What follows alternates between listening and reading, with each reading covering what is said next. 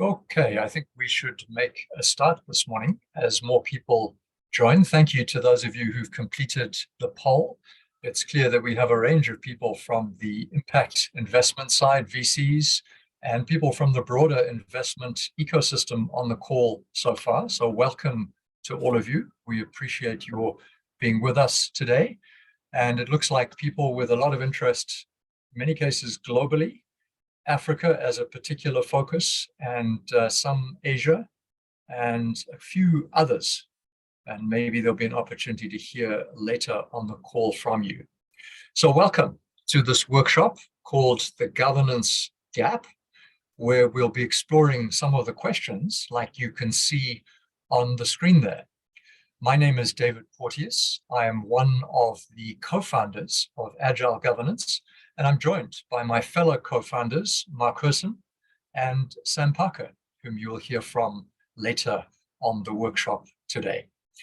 Just as a reminder, the call is being recorded for the benefit of some people who can't make it, but asked to have access to it. And we will give the opportunity for you later on to be able to chat and add questions in the session. Let me start today with a very brief introduction to who we are, because we haven't had the opportunity to meet all of you. Agile Governance is in fact itself a startup, a company that Sam, Mark, and I founded last year, coming from our very different backgrounds. Mark from a background in the VC world with SoftBank and Endeavor Harvest and other VCs. Sam with his background in impact philanthropy as the former CEO of the Shell Foundation, and my own background as the founder of a number of startups which have worked in the digital space, fintech and edtech. But we came together with a common interest and a common passion, a passion which has coalesced into the mission of Agile Governance, which you can see on the screen there, to grow a startup ecosystem that helps early stage companies build enduring businesses through smart, agile governance. And that's in fact the reason for the acronym SAGES that you can see in the top right-hand corner of your screen, standing for Smart, Agile Governance at the early stage, something which we've been working hard to try and understand better, and we appreciate your joining us today on that journey. So that's where we're coming from. Today in this session, I will shortly talk you through for about 15 minutes the results of what we understand to be the first survey of startups from a governance perspective, looking at the gaps, insights that come from that, and actions that might be taken. That'll be followed by a panel discussion with people who are active in the investment world, asking what are they seeing? Does this fit with their perspective? What about those action steps? And that's where there will then be an opportunity to ask questions, either by raising them in the chat or indeed raising your hand. That's why we chose this format, the workshop or meeting format of Zoom, rather than the more tighter kind of webinar format. So that's the order of play for today. Let me jump in at this point. So, governance gap, the title for today, what do we mean by that? This is a term that we coined last year when doing some of the market exploration that in fact led to the formation of Agile Governance. Talking with both founders of startups and funders like yourselves, we came to understand that there was a gap around this issue of governance. And the gap specifically had these dimensions. It was in part an understanding gap, an understanding about what does governance actually mean at the early stage and how does it affect the performance of startups. And it was also a capacity gap, a question of how at the early stage when resources are constrained, just how much energy and resource should be applied to this issue at the early stage. And so it was musing around that which got us to a sense that a clearer understanding of what we're talking about here would help at least founders, probably funders as well, to see how good governance in fact can create value And that's very much at the heart of our mission and purpose. You would be familiar with some of the conventional definitions of governance, that big, broad, hairy topic, which is hard to pin down. For some investors, we know it's all about boards and compliance in their view. For some founders that we've spoken with, they say it feels like babysitting. And then we have organizations like the International Standards Organization that weighed into the discussion in 2021 with a new standard on organizational governance, which includes those words, all very wise and true, we're sure, but not necessarily very helpful if you're dealing with early stage entities. And that's the reason why we've spent considerable time last year in exploring what does governance mean at the early stage if it is to add value. And through a number of discussions with a number of you and others among ourselves, we've come up with 3 dimensions, the 3 you see on the screen there. To be sure, risk and compliance is there, it belongs there, although the weighting given to it, we believe, changes over time. The other dimensions, which are important, we believe, are effective decision-making and getting value from people and partners around this early stage journey. So that was the, if you like, hypothesis we put together from our experience, engagement, discussion. And we thought now we need to explore further empirically, what does this look like in practice? And that's what led us to undertake this startup survey, which has been completed so far by 106 founder CEOs of early stage companies in different parts of the world. And you get a sense of the spread in the map there, where the darker color means more. And you can see a good number domiciled in the US and in Europe, although their activities tend to be focused in emerging and developing markets. So that's where they're coming from in the sample. How big are they? Well, if you combine at least 2 of the boxes that you can see there on the screen, around 3/4, less than $1 million in current annual revenue, so small, although all earning revenue at this stage. And if we talk about the stage of funding, the majority, as you can see on the screen there, more than 3/4, about 89%, either seed or pre-seed stage at the moment.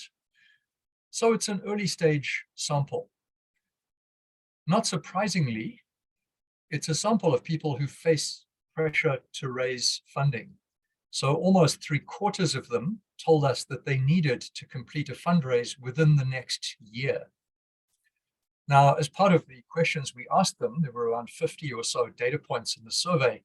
We asked questions like this about, in that context, as a proxy for stress, how successful have you been in meeting your goals in the past quarter? And of the sample, it's less than 1/3 who say they've been very or somewhat successful. So a bit of strain showing there between that fundraising goal and some of the current achievement. We also, as part of the context, asked about goal setting. And it turns out that almost half don't at the moment set monthly or quarterly goals. And the reason you see that blue icon next to that is that's an indicator for us of a potential governance gap. We think that even this, without even getting into more detail on governance, provides some low-hanging fruit opportunities to strengthen performance by adopting goal setting, for example, some fairly basic disciplines and practices. We asked these founders about what type of support they get at the moment. And we gave them those 4 categories that you can read on your screen: capital raise, customer growth, product market fit, hiring talent, and then asked in general, overall. And the numbers there reflect the proportions who said they felt fully supported at the moment. You can see, in fact, the lowest proportion is around capital raise, the highest around product market fit, which may reflect the good work of some of the accelerators, which some of the entities who completed the survey were connected to. But in general, the degree of support relatively low, Why that matters is because we ask them about their priorities in the current season of growth. And capital raise turned out to be the first ranked across those four, followed by customer growth, very much in the order that you see on the screen there. So a mismatch between priorities and support that they receive at the moment.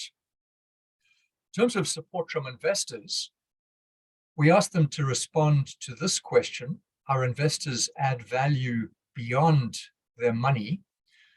Just over a fifth agreed fully with that statement.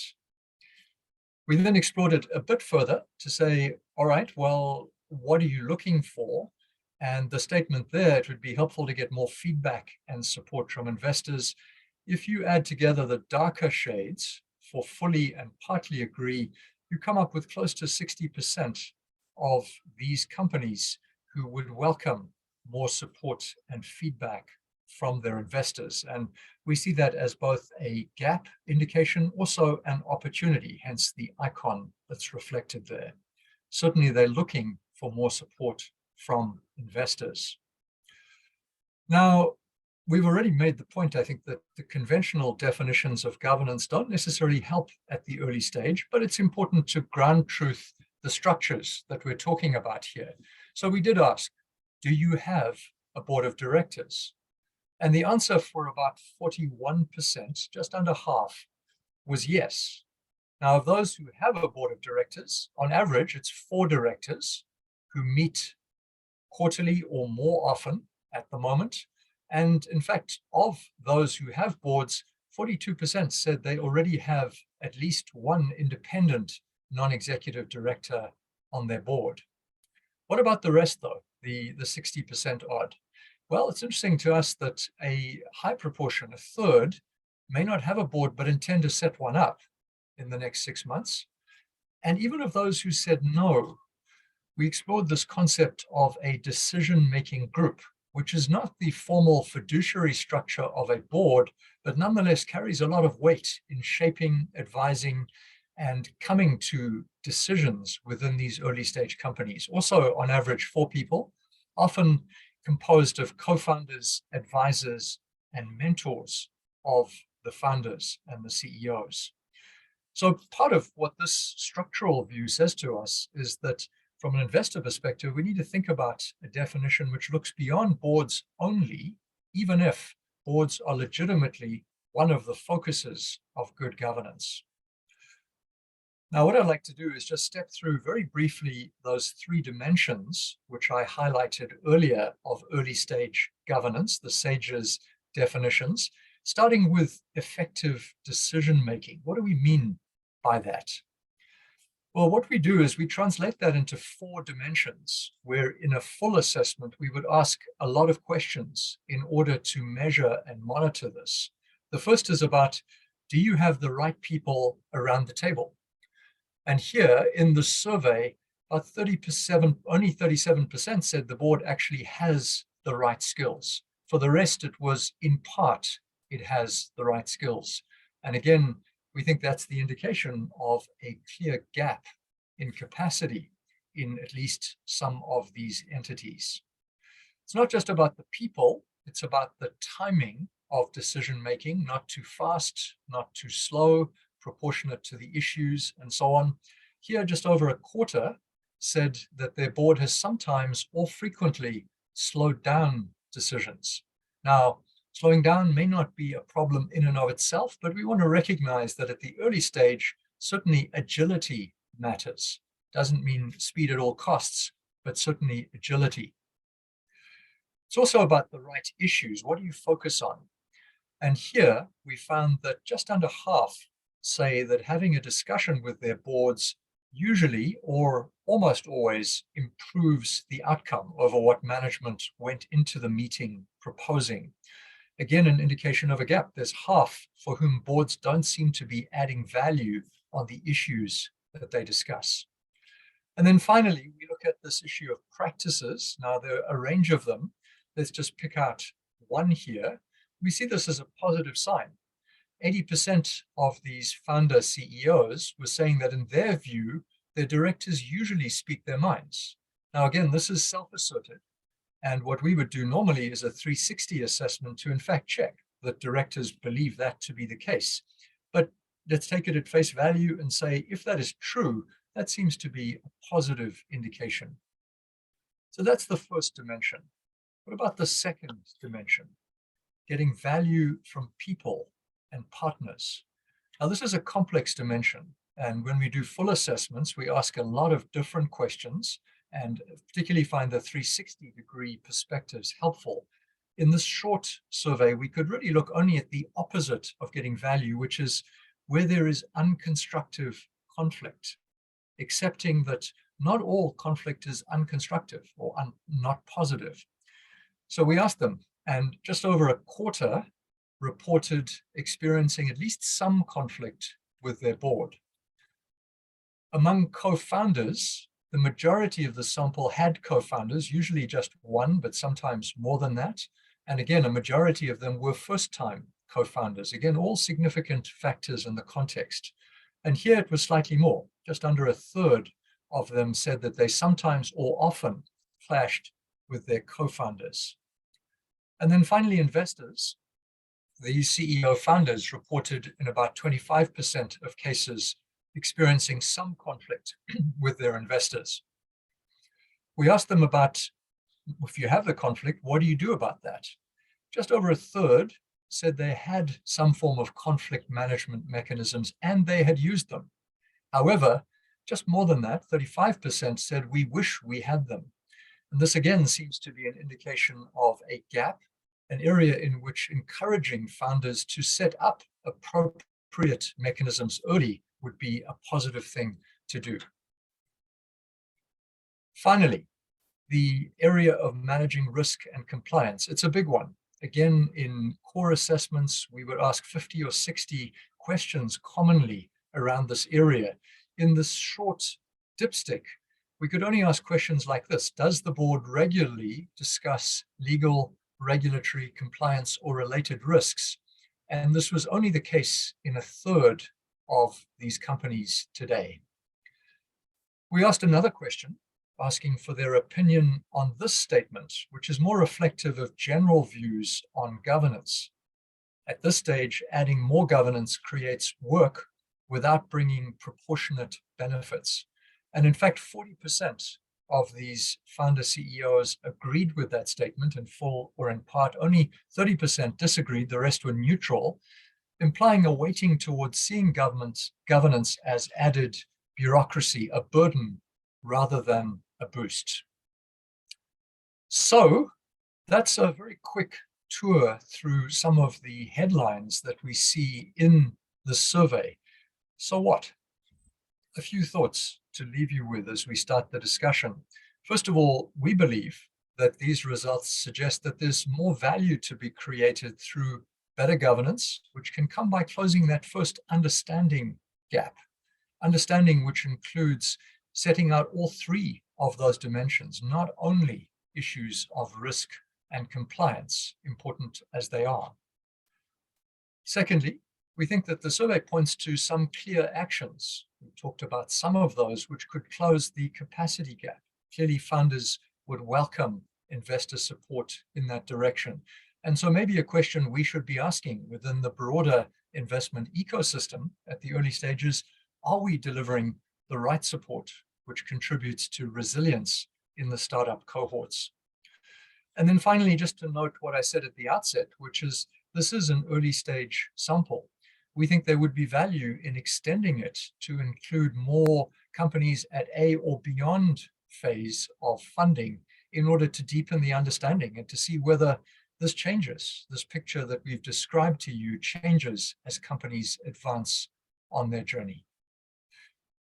So with that introduction, let me hand over to my colleague, Sam, who will introduce the panelists we have today to help us sift through some of this. Sam, over to you.